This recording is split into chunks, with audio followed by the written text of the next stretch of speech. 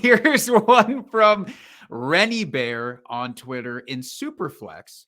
Which QBs do you value ahead of Justin Jefferson?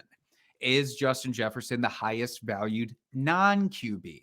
So start with the first question here. How many quarterbacks does it take to get to Justin Jefferson? How many to get to the center of the Tootsie on the Roll Pop lollipop does it take here? This is a great question. And I do think that Justin Jefferson is almost the highest valued non-QB. I have a caveat to that. I think right now, is it Jamar prior to the Chase? drafts, no, I think it's Bijan Robinson. I think rookie Bijan Robinson still is the highest valued non-QB in a super flex league right now until the pick happens. The 101, so it's not Bijan, but it's the idea of Bijan, is the highest valued non-QB asset to me right now. But Justin Jefferson is number 2 to me. Would he be your first? I guess let's start there. He would be the like 1A, 1B. Like I said, Jamar Chase would be right there between the two of them. I feel like you're splitting hairs. I think it's a pretty big hair in my opinion, but well, maybe for you, but not for me, in my humble opinion. And I'm trying to get this pulled up here, but none of my technology wants to work. Jake, go with your heart. Well, let me start with a list here. There's the obvious one. So let me get back to Justin Jefferson, Jamar Chase here. Okay. Since I'm just throwing all the technology out the fucking window and just free balling it here the rest of the evening. I know Jamar's had a couple of the injuries, and Justin Jefferson has been just electric they've both been electric since they stepped in the league. Yep. I feel like the injury was a fluky thing for Jamar. They both, the only thing that I like about Jamar's situation slightly better is that he's got Burrow, who's a younger quarterback they're going to be tied together for a number of years for what it looks like. Kirk Cousins, this could be his last year in Minnesota, and we don't know who Justin Jefferson's going to be playing with after this.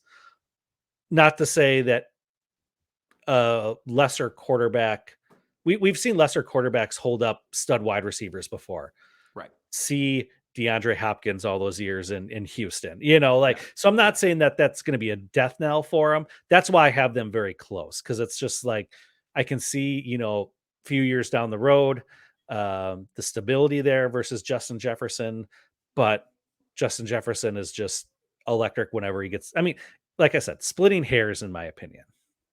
That's fair. I think that sometimes the promise of Jamar Chase is so great, and if he hits that, fucking fantastic. I need to see that little extra bit between his promise and what his actual ceiling is, whereas with Justin Jefferson, we just keep seeing it. Right. And so for me, it's like, I'm going to take that guy. I'm going to take the proven thing there. But even with that aside, so which quarterbacks do you value ahead of Justin Jefferson? Let's get the couple obvious out of the way, right? Patrick Mahomes, Josh Allen, for sure. Right? There's no argument there. Okay. Yep. If we go down the list a little bit more, Jalen Hurts, still ahead of him, right? Justin Herbert. Yes. Okay. And how about Justin Fields? I think this is where it maybe gets interesting. Yes. Okay. So still Fields for you. How about Trevor Lawrence? Probably. It's getting tougher. I'd say probably.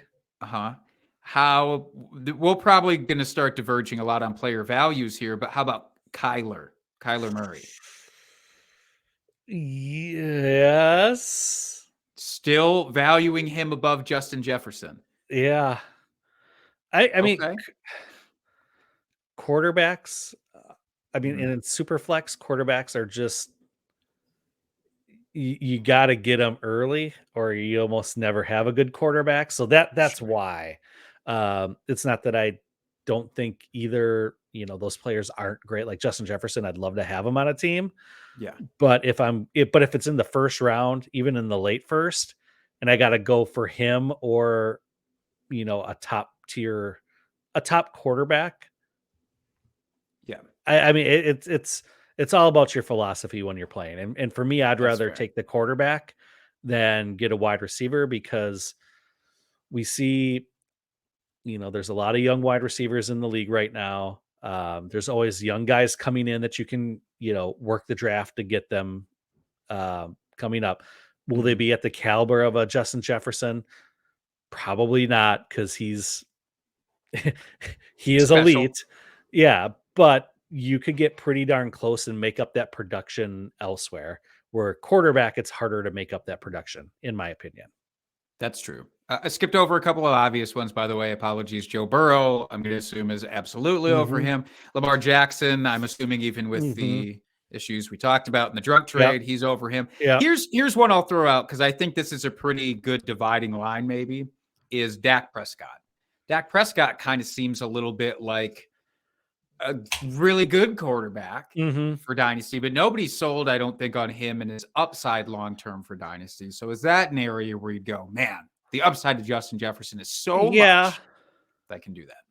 Yeah. Yeah. At that point, coming, because what we're looking at, probably what we're in like the 10 to 12 range right there. He's QB 11 in terms of current Dynasty rankings. Yeah. Yeah, consensus So rankings. yeah, at that point, yes, I would probably take Jefferson over Dak, and then maybe hope that he would slide at the turn in the draft if we're at that 10, 11, 12 spot, or at the 12. You can Yeah, take whoever. I would personally take then Jefferson in the second round just to be able to say I got him in the second round. But of course you would. It's all but about the no, aesthetic. that's right. But no, yeah, at that point, I think Dak is probably my delineation point there, where I would start to Makes sense. look at other players other than quarterback, especially a young wide receiver like Justin Jefferson. Yeah, I pretty much have him. For me, he's pretty much in lockstep with Trevor Lawrence to me. Hmm. And I love Trevor Lawrence. And You I know don't blame this. I don't blame anyone if they wanted to take him, after the top 4 or 5 quarterbacks. Honestly, Sure. I don't fault anyone. I wouldn't hate the move at all. It's all, like I said, your own personal draft strategy. Mhm. He's definitely worth it, but for me, Yeah. like I said, that's just not my personal flavor. But I wouldn't fault anyone. I think that's a terrific choice anywhere in that first round. Yeah. Scampers in the chat asking dynasty or redraft. I believe this was a dynasty centered Hmm. question, but it is Yeah. interesting for redraft. If you were doing a superflex redraft, I think the philosophy changes just in maybe almost the opposite way because you can piece together some really quality wide receivers for 1 year that are the Hmm. older guys that maybe you don't have to, like Justin Jefferson. His appeal for me in Dynasty is I want the top wide receiver not having to do that all of Hmm. the time. Super Hmm. flex, especially redraft, you still have to put together two quarterbacks every single week, and you don't want to be stuck You don't holding on to have some of to. these. Well, you would sure love to. You don't Yeah. want to be No, the guy stuck absolutely. with Ryan I'm saying you don't Tannehill have as your to. I mean, second QB, though. that is one of the fallacies of superflex, is that you have to start 2 quarterbacks. No, you don't. It makes life a hell of a lot easier. You don't have to worry about playing for upside every week when you have the upside of the 2 quarterback scorers. So, uh, Yes. so yes, I your point is taken though.